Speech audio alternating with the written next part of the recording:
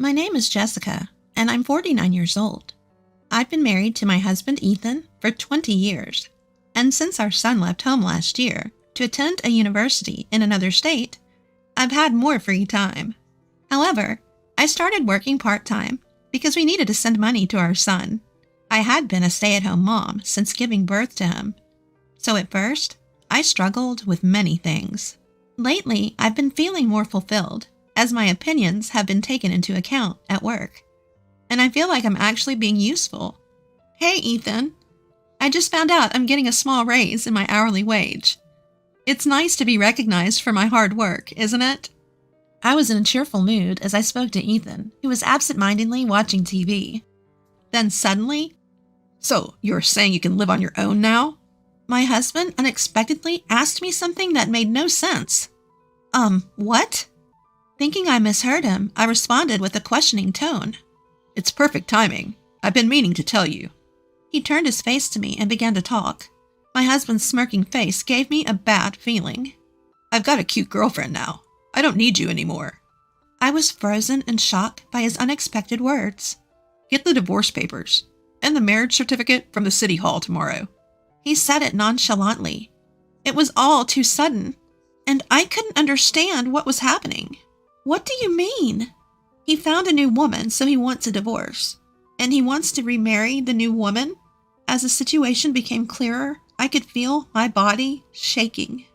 Seeing me like that, my husband sneered. "I can still live as a man. Unlike you, who gave up on being a woman a long time ago. It's been so long since we stopped having a relationship at night, there's no point in being together anymore." How rude and outrageous he is.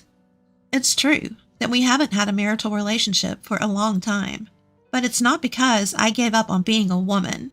On the contrary, I don't want to feel attracted to a middle-aged man in his 50s with extra weight.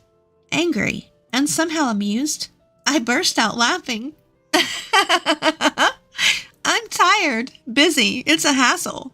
You were the one who kept avoiding me with those excuses. Now suddenly you want to live as a man? That's hilarious. Then my husband's face turned grim. "What's so funny? Don't mess with me, old lady." He showered me with harsh, vulgar words. Then, leaning back with his arms crossed, Ashley is so different. She's head over heels for me, calling me the best boyfriend ever. Look at you, excited about a tiny pay raise. How pathetic." Ethan started boasting about Ashley, his apparent affair partner, and looked down on me. Ashley. Her name. Ashley. Ashley. You are annoying. Then Ethan proudly talked about Ashley's background. She's working in the nightlife scene, over a decade younger in her mid-20s. She's carrying his child. It's not uncommon for age gap marriages these days, but a parent with an almost 20-year-old son having a child with a woman not much older than their child? I felt like I was going crazy with disgust. In life, you need love, not with someone cold and hardened like moldy rice cake like you, but with a woman like Ashley, who has fresh, plump skin. A love that lasts forever. That's what makes spending money worthwhile. My husband ranted with a rolling tongue. So, it's basically love bought with money. Choosing a young, fresh girl while ignoring his own withering self. I see. So you switched to a young, unwise girl who's after money and doesn't mind having an affair with a married man. When I pointed that out, my husband shouted, spitting in anger. "It's not about money. It's about love." And he angrily spat out the words. "Anyway, I'm serious.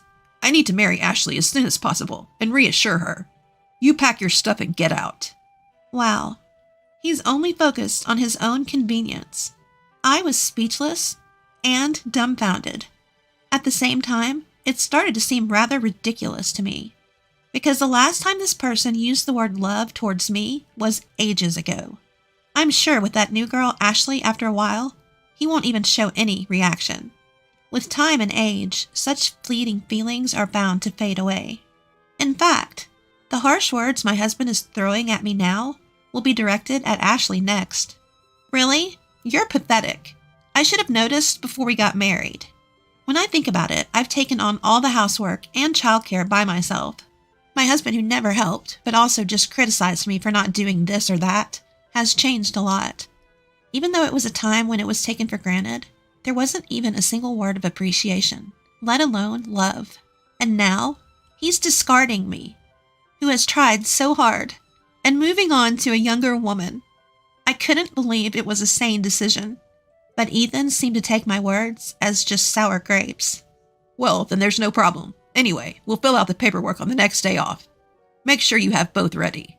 And with that, he locked himself in the room.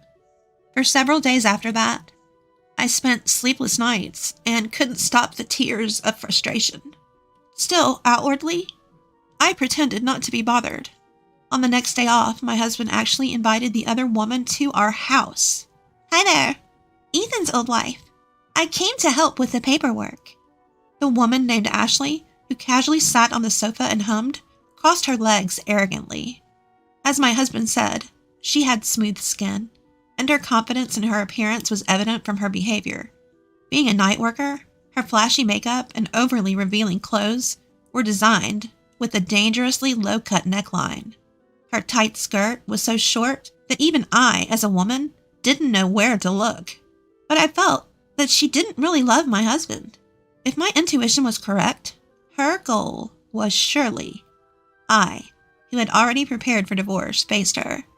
I didn't intend to resist, but I felt something off about her behavior. Ashley, right? Did you start dating Ethan knowing that he's married? Calling me an old wife means you understand each other's positions, right? She laughed loudly and said, I'm not stupid. Don't underestimate me, you old lady. You're the one who's going to be dumped. I'm going to be Ethan's wife from now on. See, it's a simple story. She smirked and talked down to me in a lisping tone. Well, I'm glad you answered so smoothly. I managed to record it too. So that means you also know that I can claim compensation from you, right? I showed her the recorder I was using to record our conversation. She made a face and complained to my husband. Ethan, you said she wouldn't bother us, right? This isn't what we agreed on.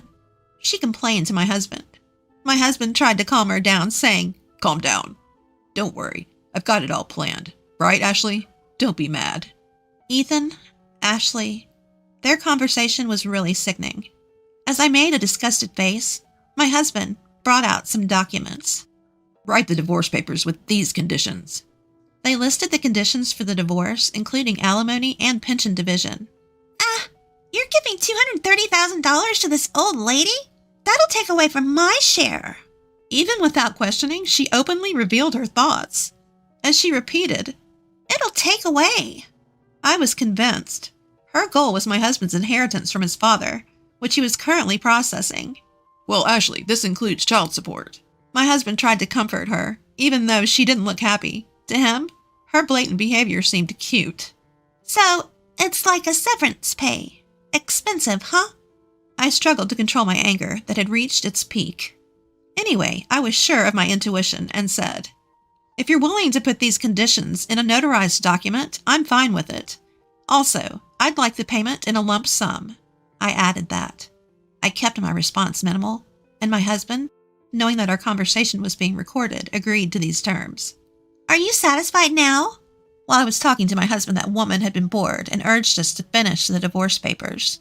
Old lady, make sure to leave by the end of the month, okay? I'm canceling my current place.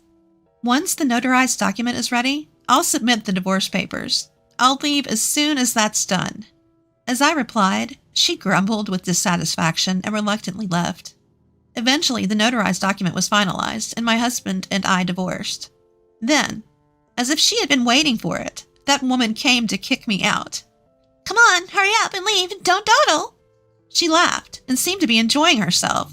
I just submitted our marriage registration. Now I'm Ethan's wife. This wonderful house is all mine. Reluctantly, I handed her the keys to the front door.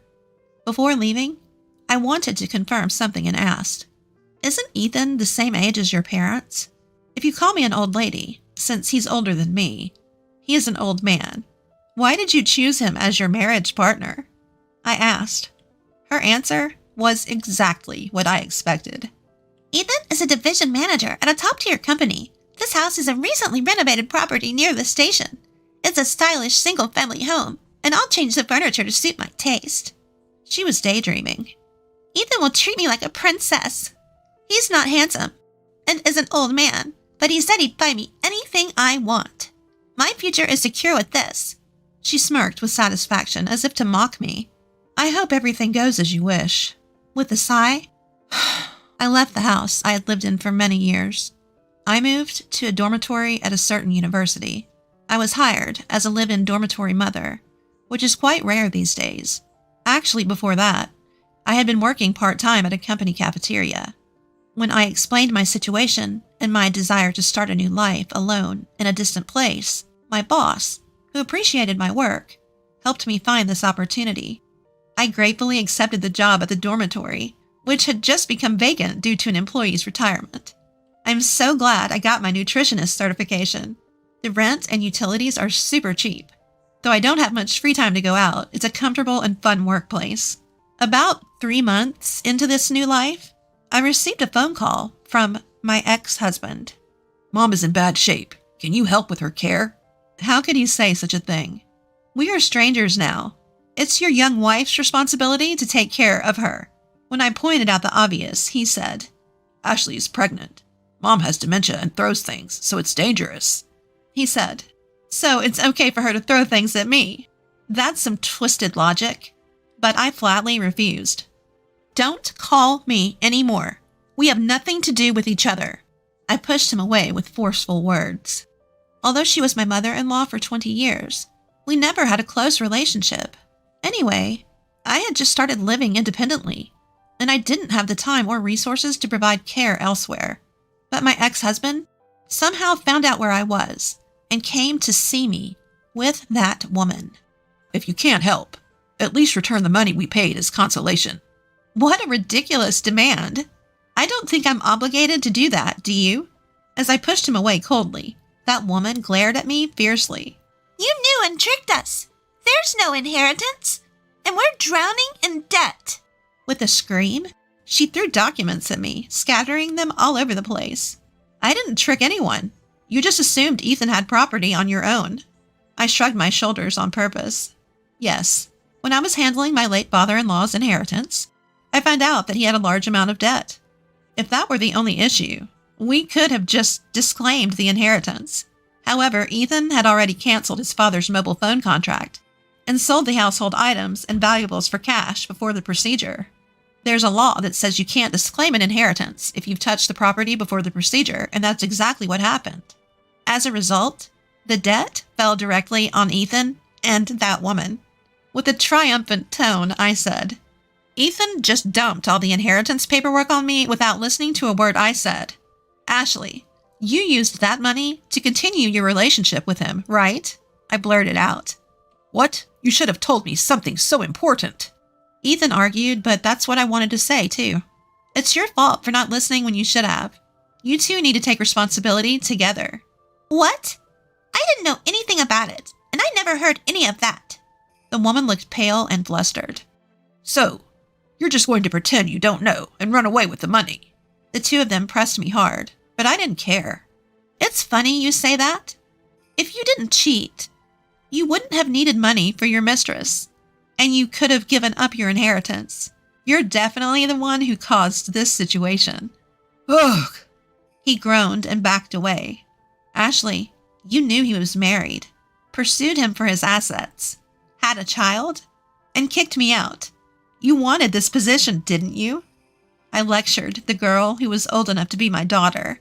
"If I knew this would happen, I wouldn't want this old man at all." There was more for me to say. "Do you remember the notarized documents from our divorce? I received alimony, pension division, and child support from Ethan. But besides that, I can also claim alimony from you." "What? You're saying $230,000 isn't enough? You're so greedy!" She shouted in disbelief and insulted me. "I would have forgotten about it if you left me alone. But you come up with nonsense like demanding I take care of his mother or return the alimony I received. I can't take it anymore." I told her I had a recording of our divorce negotiations and was serious about claiming alimony. She ran away without looking back. As I watched her go, I turned to Ethan, who was still standing there. How can she run like that when she's in her last trimester? Is she really pregnant? And where's the love now that she's run away? At my question, Ethan gasped. I was wrong. Please come back. He begged with teary eyes, looking aged all at once. No way. Please leave. Jessica. My ex-husband sobbed, and as pitiful as he was, he didn't deserve any mercy considering his past actions. Later, just as I expected, the woman disappeared, leaving only a divorce notification behind.